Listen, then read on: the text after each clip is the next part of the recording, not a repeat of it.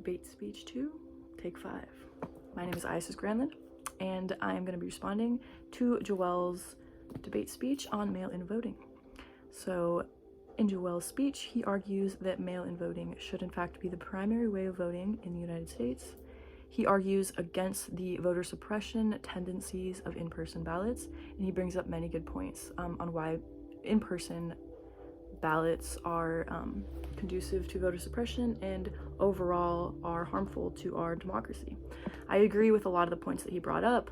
I respect the idea of mail-in voting and understand his point of view in saying why mail-in voting should be the primary way of voting, because I do agree that in-person voting should not be mandatory. I can see the direct links of voter suppression due to various ways, which Joel beautifully well speaks about in his topic, in his speech.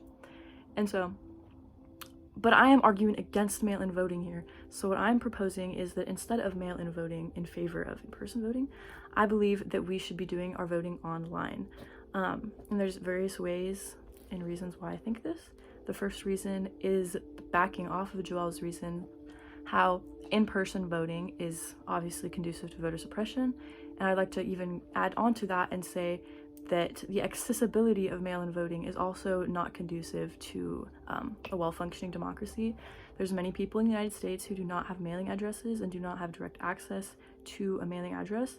And so the continuation of mail-in voting actually denies accessibility to a large population of voters, and this does not ensure that we are getting the correct ideas and counts for our country and our citizens.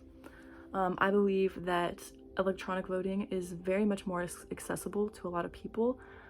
Just for example, people who are homeless and do not have access to a mailing address can easily go to a public library and get free access to the computer and the internet in order to vote for various elections. And another reason why I believe that electronic voting is important is because Joel's arguing that mail-in voting is the future or should be the future for continued voting in the United States.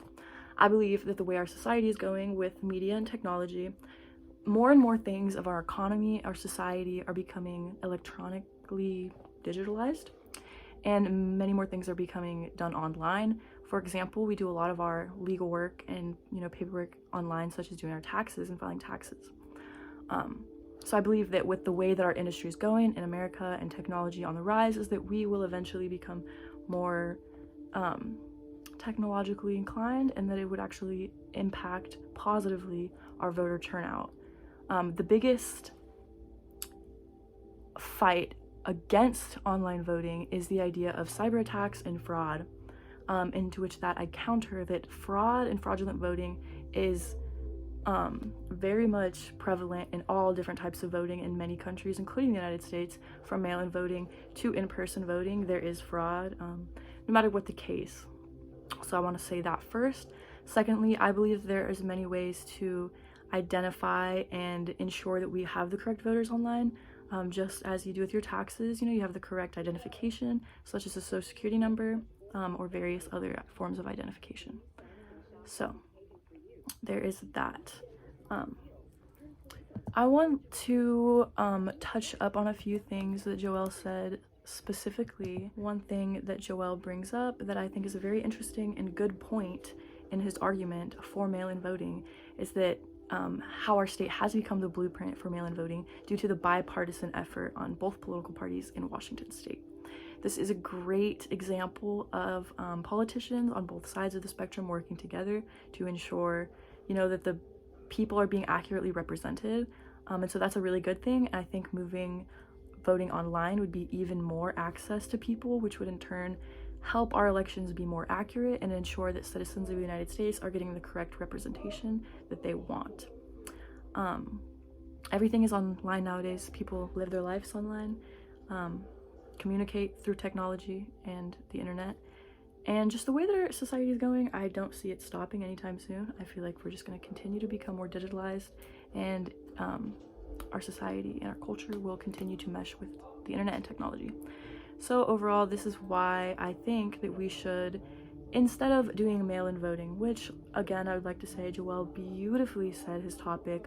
I agree with a lot of the topics he said. The points were very, very valid. And I do agree that voting by mail is undoubtedly better and more accurate and accessible than voting in person. However, to even topple that, again, I want to reiterate that I believe voting by the internet and voting electronically is even greater and has an even greater impact to accessibility. And one more thing I'd like to touch on is talking about fraud through electronic voting. And in the midst of numerous, this is a quotation from the GMU, Security of Electronic Voting.